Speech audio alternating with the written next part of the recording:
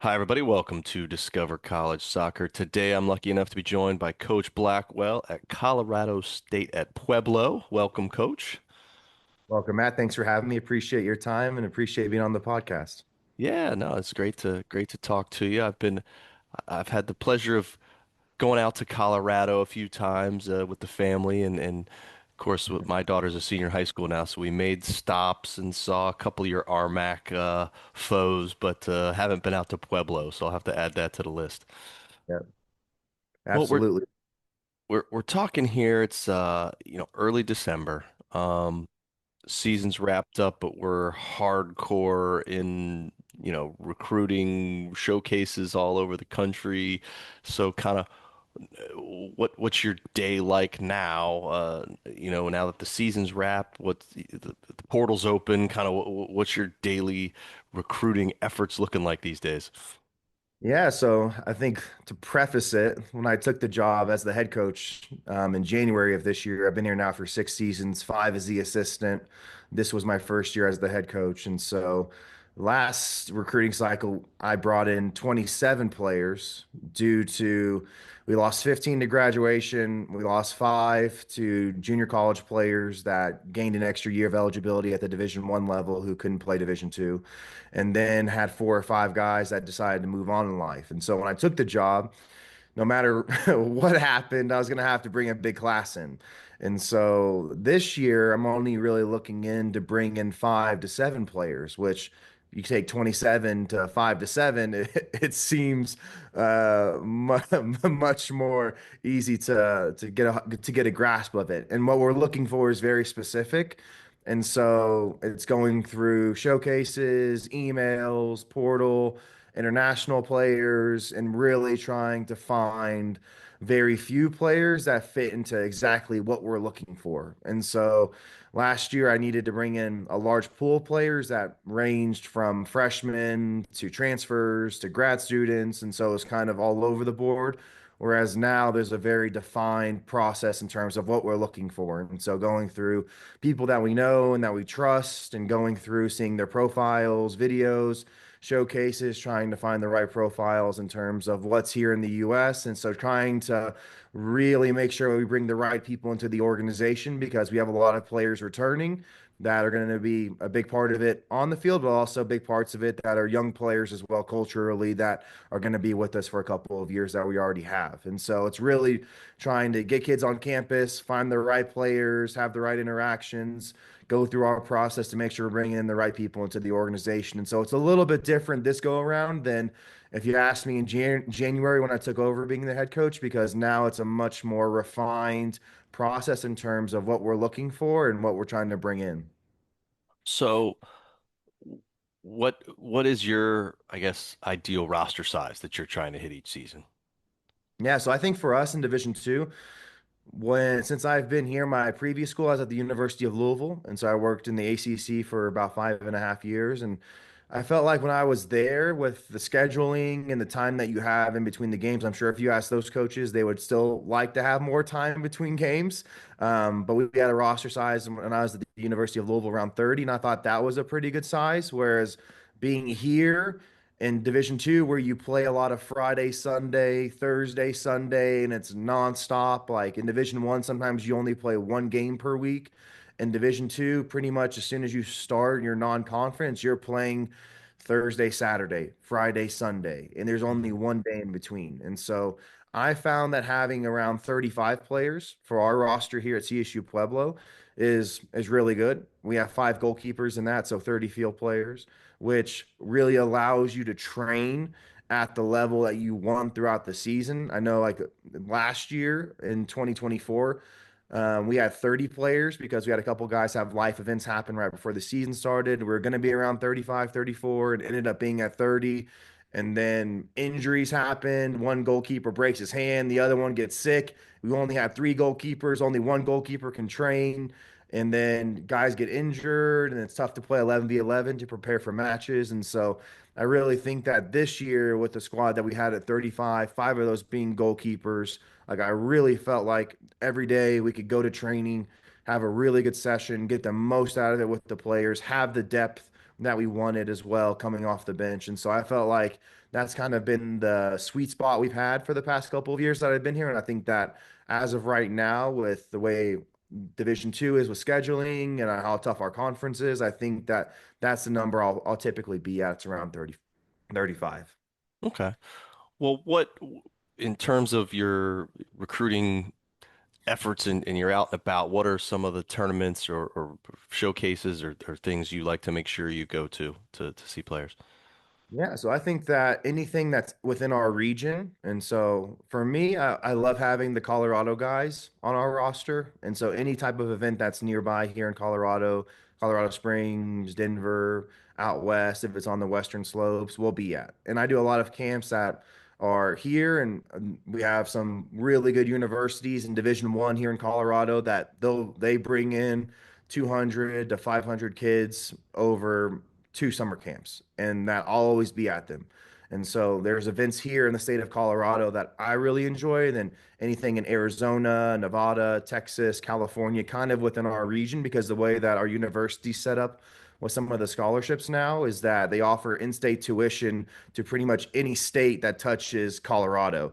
So Kansas, Texas, Utah, Wyoming, California, Nevada, Arizona, all those kids now can get in-state tuition from CSU-Pueblo. And so now, whereas it was probably a challenge for us to go out and get those kids before, now being able to go out to those showcases and going out to see them in different areas is really big for us. And so having kids from primarily the Western region is where the showcases that you'll find us at. Okay. Well, whether it's at a showcase or a camp or you're, I'm sure internationally or just watching film, whatever it is, kind of what makes up that hierarchy of things you're looking for in a player, both on and off the field. Yeah, so it very much depends on what we're looking for in terms of player status. And so if I kind of have like 3 tiers of players that we have. And so one is immediate impact players.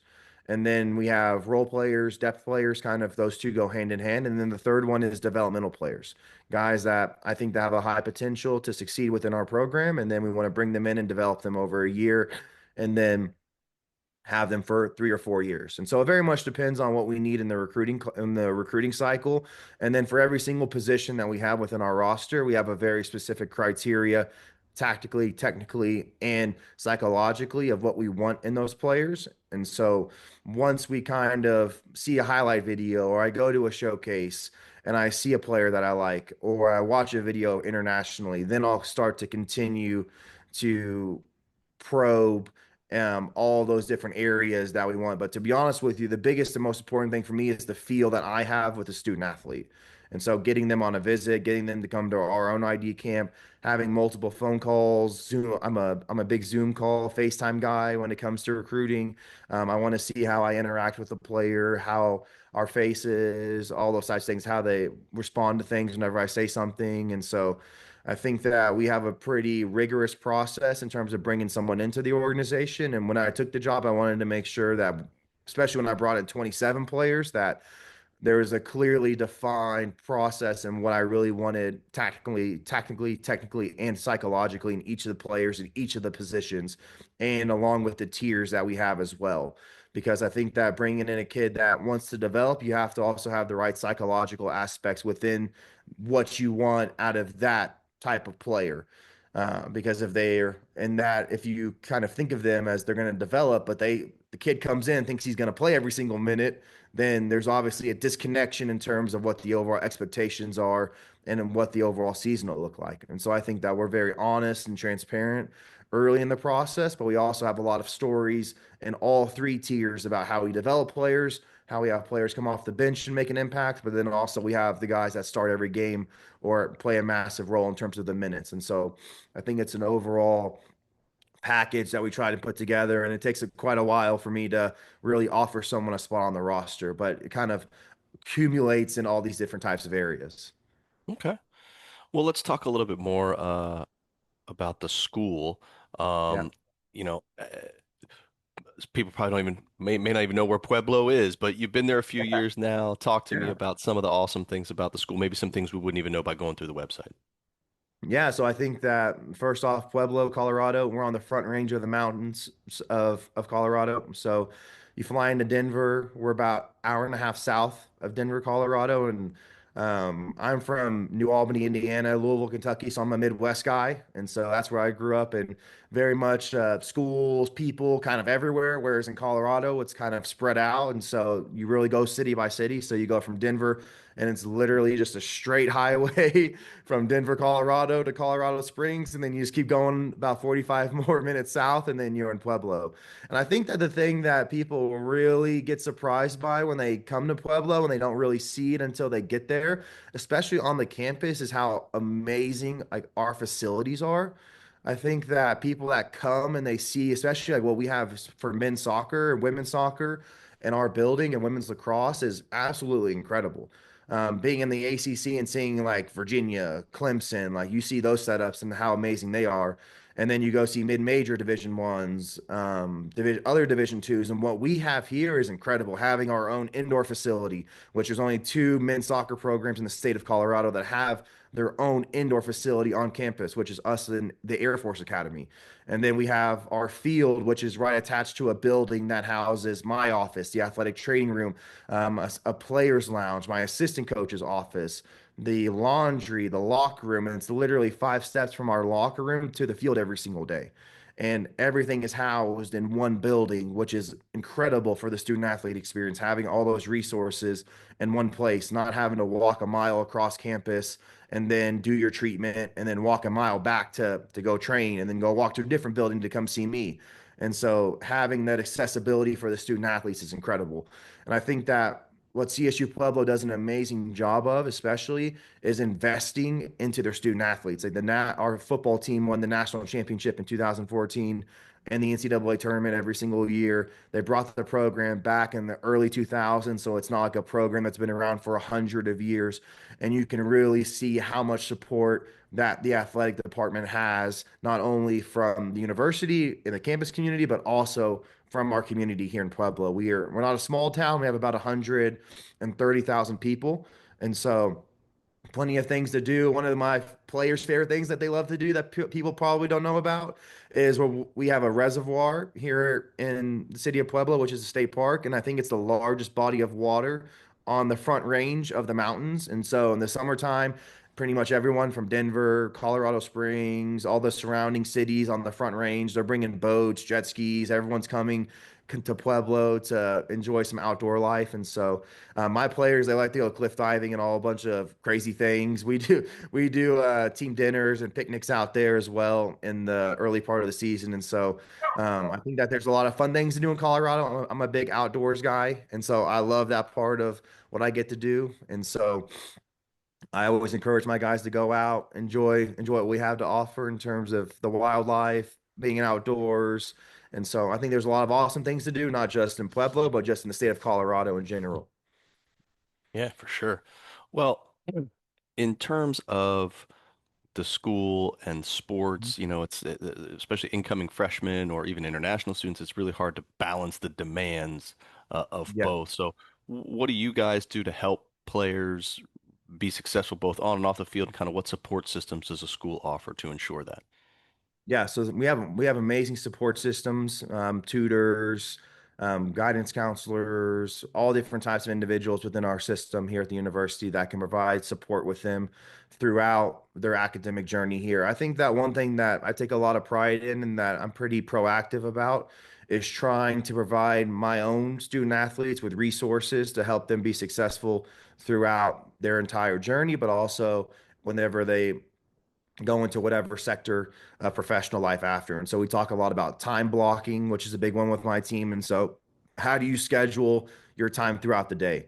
What does your day look like? How do we maximize your day? And we break it up into little increments of, all right, this is when we wake up, trying to set a consistent rhythm with sleep, trying to set a consistent time with when we want to wake up, go to bed. This is when we go to class. This is when we have rest time. This is when we do homework. This is when we do recovery. And so I spend a lot of time with the student athletes trying to block out their days and try and make sure that they have time within their days that they feel refreshed, but also they're able to maximize what they need to get done. And going within that, we also talk about a lot of things off the field that you can do that give you quality of life. And I kind of call it filling your soul. to a certain degree. And so for a lot of the international players, guys being away from home for the first time, FaceTiming your parents every single night, spending time writing down what you're grateful for. Attitude of gratitude is a big thing that we talk about. Finding time to be off your phone. When you wake up, how much time should you be off your phone? Drinking water when you wake up. And so I try and provide not only things that they can do on the field for recovery and technical, tactical, psychological things, but also how can we fill their plate when maybe they're not with us, and what kind of habits and what kind of positive mantras can we give them that they can practice every day that helps them find this balance of life and happiness that they need to be successful. Because all of us know whenever you've done anything in life where you feel you've done a really good job, you've probably felt the most confident, you've probably felt the most belief, most settled with who you were as a person. And so really trying to empower the student athletes across all areas, specifically from my chair and being the leader of the program, of trying to give them the tools to be successful both on and off the field. Okay, awesome. Well, let's rewind a bit, a few weeks back to say mid-October. You're in the heart of that conference season. Walk Yep. me through what's a typical week look like for the players in terms of their schedule with practices, games, classes, meals, all that kind of stuff. Yeah, it's a great question. So I kind of characterize it by the week. I think it's easier to do by a week for us. So we have to give the student athletes 1 day off per the NCAA rules. And so that we play Thursday, Sunday in our conference. And so Monday is typically their off day where they can't have any contact with myself and the coaching staff. And so that day is very much where they'll have class. They'll have their own meals on their own. They're very much that day is kind of their day to get whatever they need to get done. And so Mondays is always a day for them to really focus on themselves. Tuesday's our first day back. And so on Tuesday, we'll have a training session in the evening. My players, and I don't know if it's just this generation, we used to train in the morning, but they're like, hey, coach, like we don't want to train in the morning. And we will, I think they were very adamant with me about, hey, let's if we can train at night. I think that all of us stay up pretty late just in general. I think we get more out of it. And so I kind of changed how I trained the group throughout around this time as well in October. Especially here in Colorado, it starts to get colder in the morning as well. And I love the cold and I like the morning. And so for me, happy days. My student athletes, not so much. And so on Tuesday, they'll go to class throughout the day. They all pretty much our classes start at 9 a.m. and they'll end around 4:30 p.m. And so on Tuesday, they'll go to class throughout the day. At 5 p.m. on Tuesday, we'll have a weightlifting session with the entire team. So from 5 to 6 p.m., they'll be with our strength coach. They'll have a session, kind of depending on the tiers of which they play. So kind of the developmental players will have one routine that they'll go through. The guys that are role players, they'll probably lift a little bit less. And then the guys that play a lot, they're doing much more maintenance. But everyone will go as a team. We'll go lift from 5 to 6 p.m., 7 p.m. Then we'll train outside under the lights, which is the highlight of their day. And then they'll have dinner or eat whatever they need to before or after that. And then Wednesday, a little bit different. We'll train at 2:30 just because gives us a little bit more time to get everybody there. We've done it for the past 5, 6 years, and we have a pretty good retention of getting everyone there in the middle of the day. And we also don't have to keep them super late, nor do we have to wake them up early. And so we have a session in the middle. We have one training session in the middle of the day before the match. Thursday, all the matches in our conference are at nighttime, so 7 p.m. And so they'll have that entire day to go to class, eat, do what they need to do. If it's a home game, they show up at 5:30, kickoffs at 7. And so they have pretty much the whole day to themselves to get what they need to get done. And then Friday, we'll train at 2:30 again. And so they'll go to usually wake up, eat breakfast, go to class, do their treatment, come to me. And then for most of our players, they don't even have class on Friday because they're all business majors and our business school doesn't have class on Friday. And so Friday is very much a day to their own as well to do what they need to do. But we'll train at 2:30. Saturday, we'll train in the morning at 8 a.m. And so we'll get them out of bed. We'll train from 8 to 10 a.m. And then Sunday, we'll have another match in the middle of the day. Usually around 1 to 2:30 is when our conference has matches on Sundays. And so it's kind of spread Tuesday through Thursday, 4 days of training, one lift session, and then two matches, and then 1 day off is kind of the overview of how I characterize it to the student athletes. Okay, Awesome. Well, let's talk a little bit more about the team. We already talked about kind of roster size, but talking about staff and staff size, who all helps out with the team? What role does everybody play? Yeah, 100%. So I have an incredible staff, and my previous head coach I worked for here, he was from Wales. I'm from the United States, and then our assistant coach Mark, who actually played here when myself and the previous head coach came and then joined us on the staff. He's from London, and so he's English as well. And then our goalkeeping coach Alberto, he's from Mexico. He's from California, but has Mexican descent. And so we're a very diverse staff. And then when I took the job over, Mark and Alberto both stayed on staff, and so I added my assistant coach, my full-time assistant coach. His name's Mariano Fazio, and he's from Argentina, has also Spanish and Italian family descents as well. And so having someone from a different part of the world, different perspective, he can speak Spanish, English, and Italian, which again is very helpful within our team and just the modern game in general, being able to speak fluently all three languages. And so myself being the head coach, Mariano's my full-time assistant, and then Mark and Alberto, they both come and help out as much as they can. Alberto's our goalkeeping coach, and so what I really like about our staff is that we're still very diverse. We have four completely different backgrounds, where we grew up, how we grew up, playing college soccer. I played Division III college soccer. Mariano, my assistant coach, he played junior college and played at the University of Tulsa. And so he has a completely different background. Mark, he played Division II at CSU-Pueblo, and then Alberto, he played junior college. And so we have a wide range of what we've played, what we've experienced. And so I really like the diversity that we have within our staff and what we're able to provide to our student athletes. Yeah, it sounds great. Well, what about you? Talk to us about your coaching style and the style of play you like to play there.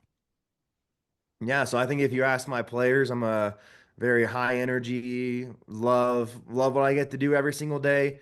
I think that whenever I started this coaching journey when I was 18 years old, and I sat in my coach's office my freshman year of college, and he was like, "Well, what do you want to do with your degree when you leave this school?" And I was like, "Well, can I do what you do?"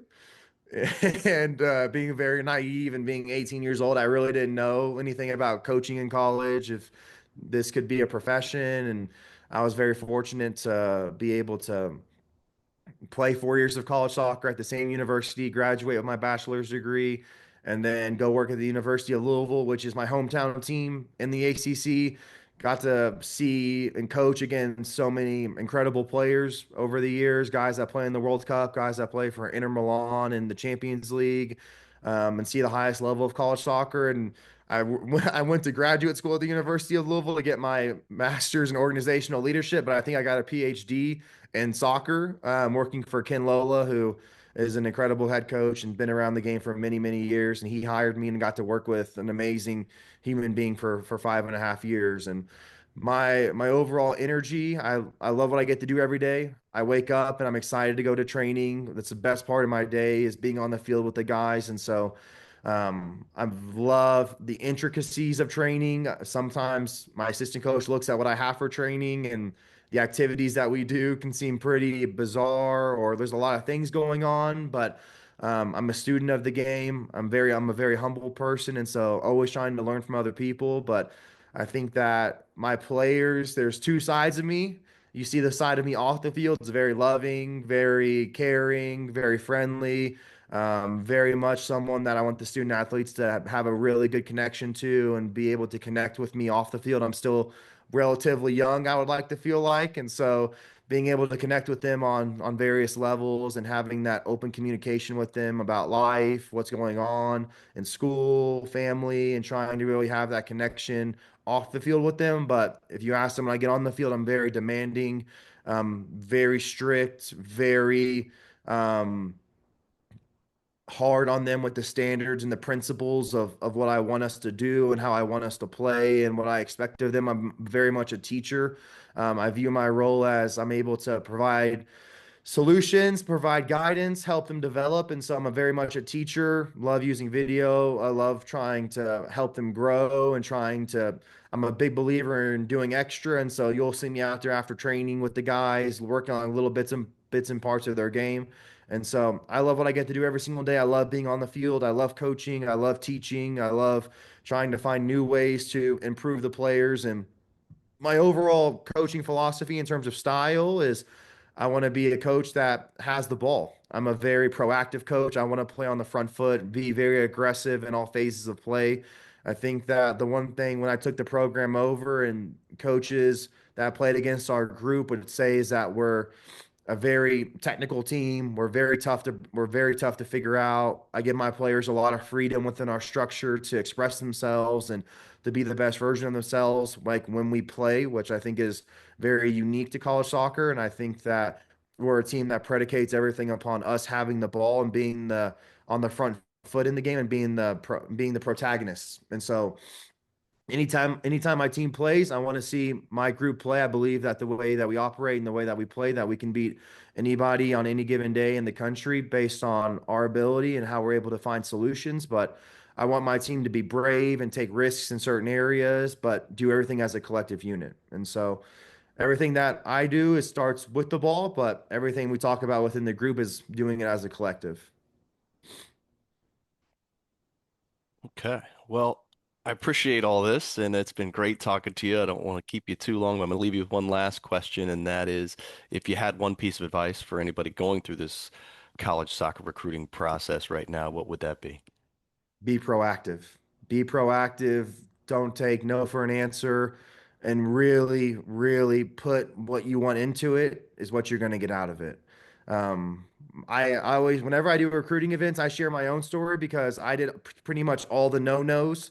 And I think I was very similar to what a lot of kids go through.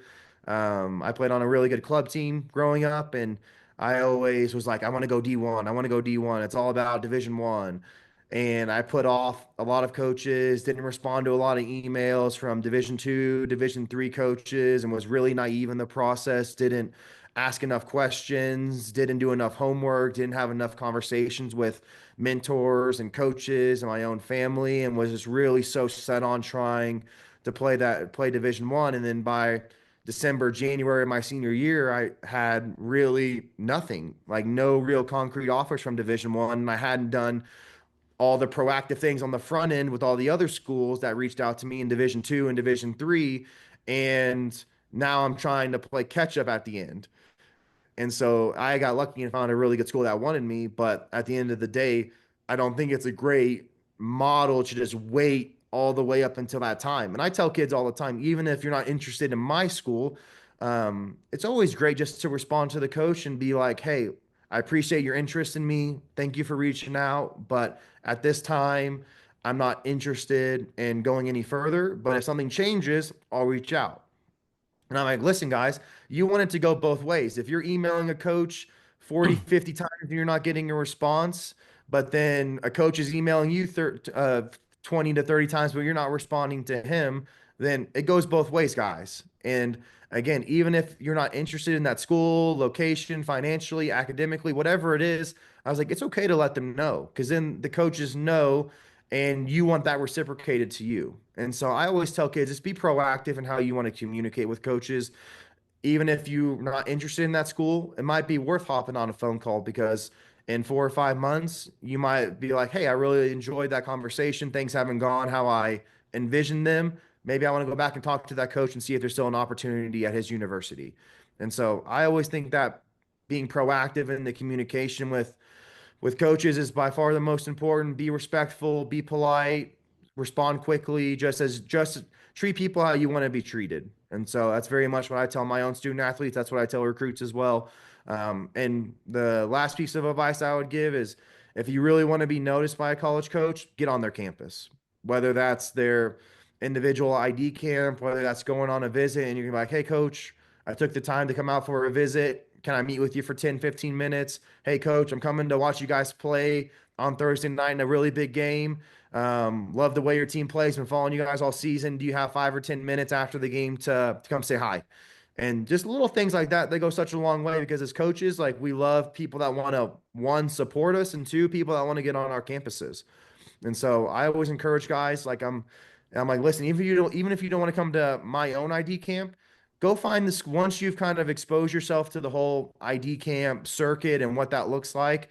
Go find the schools that you really want to be on. Like once you go on someone's campus and you go to their individual ID camp, more than likely It'll be a smaller ID camp. You'll get to interact with the head coach, the assistant coaches, see the facility, see the cafeteria. You'll get to see how they coach, how they interact with our players. Like that's one of the best things that I think from my ID camp is some of the kids that come to our ID camp, they're like, wow, Nick's like very lighthearted, jokes with his players, and they can really see a different side of you than just whatever I say on a phone call or a Zoom call. Because whenever you get into that coach's environment, you'll really see what they're all about. And so I encourage kids all the time, listen, once you kind of figure out the big idea of ID camps, start to go to the little camps, interact with those coaches, get on their campuses. We love nothing more than having guys that really want to come be on our campus and experience and get to share what we're all about at our university and our programs. And so that's a big piece of those two pieces of advice for me I found really helpful, and